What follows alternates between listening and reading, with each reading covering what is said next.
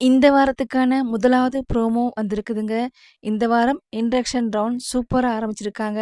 ஏற்கனவே செலக்ஷன் ரவுண்ட்ல 26 போட்டியாளர்கள தெரிவு செஞ்சிருக்காங்க. அந்த 26 போட்டியாளர்கள் தான் இப்ப பாடப் போறாங்க. ஒவ்வொருத்தருமே சூப்பரா பாடியிருக்காங்க.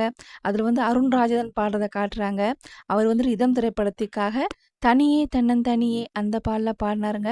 சூப்பராவே பாடுறாரு. விஜய் பிரகாஷ் சார் சொல்றாரு, "கண்டிப்பா நீங்க டாப் 5க்குள்ள வருவீங்க" அப்படின்னு சொல்லி அவரு சொல்றாருங்க.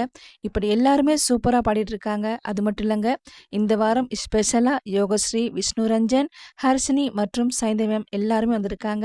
நம்ம எல்லாரும் எதிர்பார்த்தது ஜூனியர்ஸ் குட்டீஸும் வந்து பாடணும். அதே மாரி வந்திருக்காங்க. நிறைய பேர் கேட்டது யோகஸ்ரீ, அபினேஷ் வரணும் வரணும்னு சொல்லி தான் கேட்டிருந்தாங்க. அதே மாரி யோகஸ்ரீ வந்திருக்காங்க. போன வாரம் திவினேஷ் ஸ்பெஷலா இருந்துச்சு. அதே மாரி இந்த வாரம் யோகஸ்ரீ ஸ்பெஷலா இருக்க போகுதுங்க. அதோட சின்னும், செந்தமிழனும், யோகஸ்ரீயும் ஒரே ஊரைச் சேர்ந்தவங்க. 2 பேருமே கரூர் மாவட்டத்தைச் சேர்ந்தவங்க தான். மேடையில வச்சு 2 பேருமே இருக்கிறாங்க. அப்படி இருக்கும்போது சின்னு செந்தமிழன் சொல்றாரு, "பாப்பா வந்து நம்ம ஊர் பேர காப்பாத்திட்டா. கரூர் மாவட்டத்து பேர காப்பாத்திருக்கா. அதே மாரி எனக்கும் இந்த கடமை இருக்குது. நானும் ஊர் பேர காப்பாத்தணும்." அப்படின்னு சொல்லி சின்னு செந்தமிழன் சொல்றாருங்க. இன்ட்ரடக்ஷன் ரவுண்ட் சூப்பரா ஆரம்பிச்சிருக்காங்க.